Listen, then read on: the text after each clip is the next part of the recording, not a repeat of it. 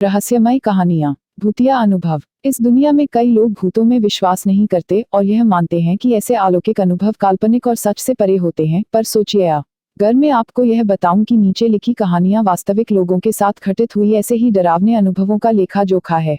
इन 8 माओं को सिर्फ अपने भूतिया अनुभव औरों के साथ बांटने थे, लेकिन जो उन्होंने लिखा वो काफी भयानक था। शायद भूत वाकई में होते हैं। 1. The Phantom Naini. जब मेरी बेटी 6 महीने की थी तो मैंने उसके व्यवहार को थोड़ा अजीब पाया। वह अकेले में ऐसे हंसने और खेलने लगती जैसे कोई उसके साथ खेल रहा था। वह रोने लगती थी और जब तक मैं उसके पास पहुंच पाती अपने आप शांत भी हो जाती। मैंने इस बात पर ज्यादा गौर नहीं फरमाया, लेकिन एक दिन जब मैं शाम को देर तक जाग रही थी तो मैंने एक औरत की परछाई खिड़की में देखी। वह मेरे कमरे और दफ्तर के बीच के दरवाजे में खड़ी थी। वो दरवाजा जो हमारे घर का मुख्य दरवाजा भी था, मैं उसे साफ साफ देख सकती थी। एक काले बालों वाली लंबी औरत जिसने एक पुराना ड्रेसिंग गाउन पहना था। जब मैंने मुड़कर उसे ध्यान से देखने की कोशिश की तो वो चली गई। ये बात मुझे अजीब लगी, लेकिन मुझे अपने घर में कभी भी कोई नकारात्मक एहसास महसूस नहीं हुआ। ये घर पुराना था और हम उसके पहले ऐसे मालिक थे जो उस परिवार के नहीं थे जिसने उसे बनाया। मैंने उसे काफी दिनों तक अनदेखा किया, जबकि उसका और मेरी बेटी का साथ बढ़ता ही गया। सबसे डरावनी बात तब हुई जब मेरी बेटी 1 साल की थी और एक रात को वो रोते हुए उठ गई।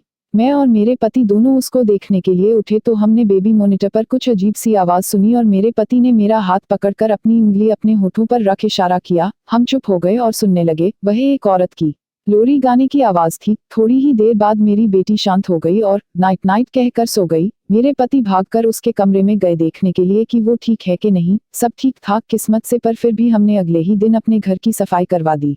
2. डरावनी और अनचाही एक्सोर्सिज्म। मैंने अपने एक दोस्त के यहाँ एक लड़की को देखा जो किसी भूत के वश में थी। मैं बाहर ही थी जब मैंने उस लड़की की माँ को रोते और चीखते सुना। हम लोग अंदर गए और देखा कि मेरा दोस्त जो काफी तगड़ा आदमी है अपनी बहन को पकड़ने की कोशिश कर रहा था। मैं इसलिए कह रही हूँ कि वो भूत के कब्जे में थी क्योंकि वो आदमी की आवाज में बात कर रही थी। वह एक 17 साल की लड़की थी जिसका वजन 110 पाउंड था। उसने अपने भाई को धक्का दिया और धरती पर गिर गई। फिर वह अपने आप धरती से उठ गई। उसका शरीर हवा में था और सिर्फ उसके पैर और सर धरती को छू रहे थे।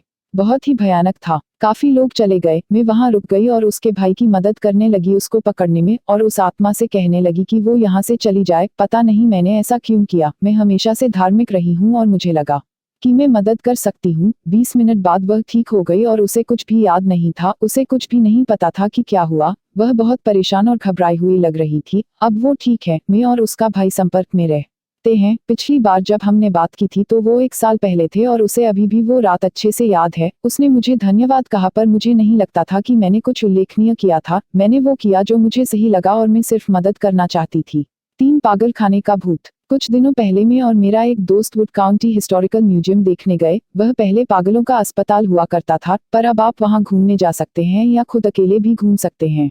पर हमें ये नहीं पता था कि वो 4 बजे बंद कर देते हैं, इसलिए जब हम पहुंचे हमें सिर्फ एक बिल्डिंग देखने को मिली। सीढ़ियों पर लिखा था प्रवेश निषेध। हम सीढ़ियों के नीचे खड़े थे और आप विश्वास नहीं करेंगे कि हमने सीढ़ियों पर कदमों की आहट सुनी। मैंने अपने दोस्तों की तरफ देखा ये जानने के लिए कि क्या तुम ये आवाज कर रहे हो। वो नहीं कर रहे थे। वो तो हिल भी नहीं रही थी, पर हमें मालूम है कि हमने क्या सुना।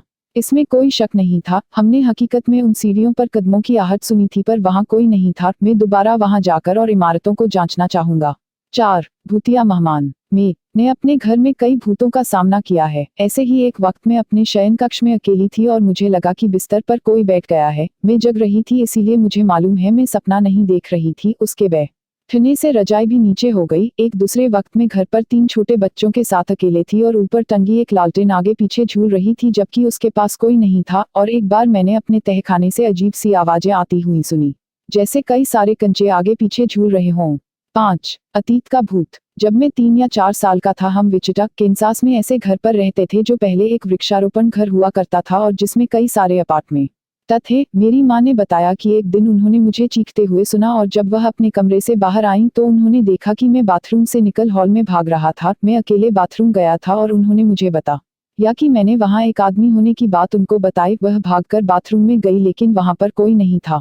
बाथरूम की खिड़की इतनी छोटी थी कि कोई उसमें से कोई अंदर नहीं आ सकता था और घर की तलाशी लेने के बाद उन्होंने किसी के अंदर आने का कोई निशान नहीं पाया। उन्होंने मुझसे उसका हुलिया पूछा तो मैंने बताया कि उसके पास एक जोड़ी रिवाल्वर थी। वह धारीदार सूट पहने था और उसके मूंछें थी। मैंने दोबारा उस आदमी को नहीं देखा, पर मैं अकेले कभी बाथरूम नहीं जाऊंगा।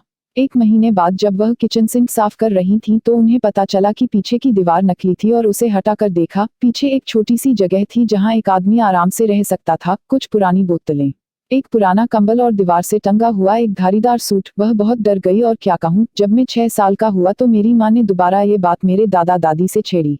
मेरे दादा ने बताया कि उनके पास पुरानी कई किताबें थीं जिनमें कई तस्वीरें भी थीं, तो उन्होंने वो निकाली और मुझे उनमें से पहचान करने को कहा। जैसे वो पन्ने पलट रहे थे मैंने उस इंसान को पहचाना और वो तस्वीर थी व्याट्या, अब की, जो बिल्कुल बाथरूम के आदमी जैसा सूट पहने था।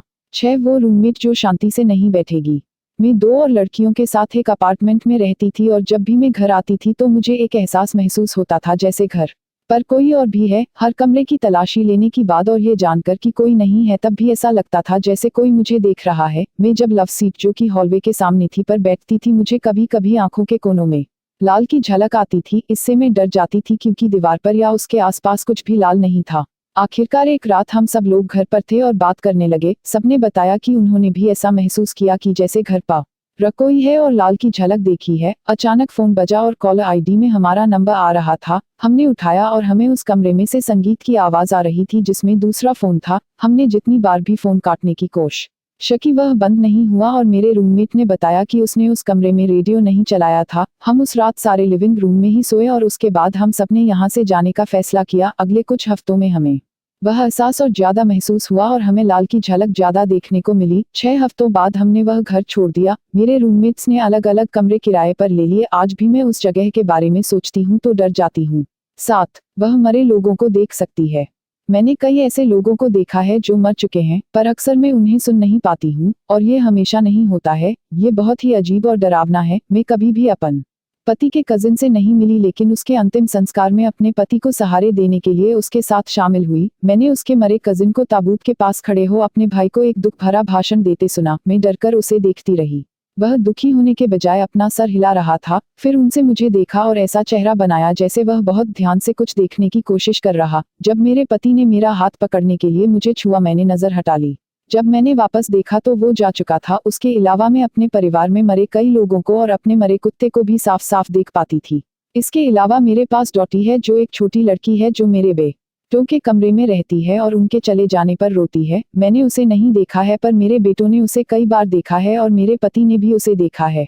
8 घर में डरावनी आत्माओं का वास। अपने घर में हाल ही आने के बाद मैं सोने की कोशिश कर रही थी जब मुझे ऐसा लगा कि बिस्तर हिला है जैसे कोई उस पर बैठ गया है। मुझे लगा कि मेरी बेटी है तो मैं उठी उसे ये कहने के लिए कि वो नीचे चली जाए, पर वहां कोई नहीं था। कुछ पल बाद में दोबारा लेटी तो ऐसा लगा कि जैसे कोई बिस्तर से उठकर गया है। और जब मेरी छोटी बेटी काफी छोटी थी तो वो घर में किसी चीज का पीछा करती थी। कई बार ऐसे ही वो कुछ घूरने लग जाती और उधर उंगली से इशारा करती थी, खास तौर पर शयन कक्ष की तरफ जाती सीढ़ियों की तरफ। हमने अपने पड़ोसियों से बात की और एक मेक्सिको से आने वाली दादी ने बताया कि जब भी वह यहाँ आए हैं उन्होंने हमारे घर पर एक लड़के और लड़की को देखा है। हमारे सिर्फ लड़कियां हैं।